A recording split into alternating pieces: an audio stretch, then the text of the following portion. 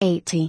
How do I document my concerns on an annual performance review if I haven't discussed those issues with the employee in the past? The primary rule of performance management is that there should be no surprises.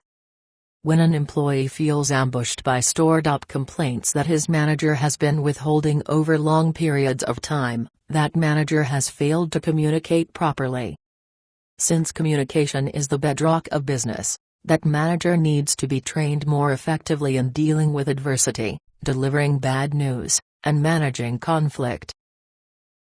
That being said, remember that the path of least resistance is avoidance. Even the best managers will attempt at times to avoid broaching uncomfortable topics if they feel that bringing them up will only make matters worse. Maybe avoidance allows the work to get done with minimal friction. But when it is time for the annual performance review, that manager will be hard-pressed to articulate on paper the subordinate's multiple shortcomings. Many managers deny the problem even further by doling out satisfactory scores, much to their later chagrin when they wish to terminate the employee for cause. On the other hand, there is a way to gently communicate the ongoing problems at review time while still aggressively dealing with the problem. Let's look at how it's done. Tell me more. First, the manager in question should assume responsibility for failing to communicate properly when speaking with the employee about the review. Second, the manager should qualify written comments with statements like, "Although Laura and I didn't discuss this issue during the review period." Or "This was not formally brought to Laura's attention at the time it occurred." Yes, your statements diminish the impact of the message you're making when you include such disclaimers. Still, it's only fair to do so, and your employee will have an easier time accepting your criticism if it's not perceived as an ambush. Here's how your verbal conversation might sound. "Laura, it's time for the annual review, and I've been meaning to have this meeting with you for quite some time. I apologize to you, and I assume responsibility for not having shared my concerns with you earlier. However, I don't feel that your performance or conduct are up to par relative to your performance in the past.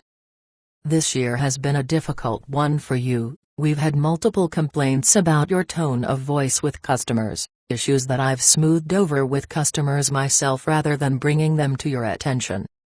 Also, your loan-to-value ratios have contained errors that the desk appraisers have caught in their audits of your work. As a result, several have shared with me that they don't trust your work to be top quality, especially when you appear to be under pressure. Your overall performance score on this evaluation will be does not meet expectations.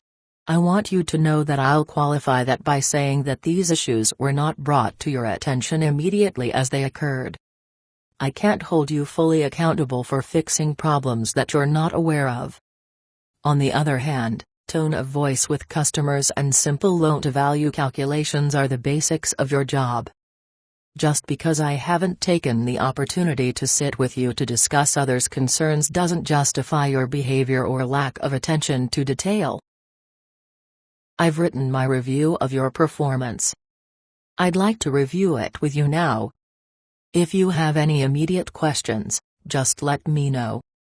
Otherwise, I'll ask you to take this home and study it. I'm sure you'll have other questions tomorrow, and I'd like to be able to answer them for you as concretely as possible.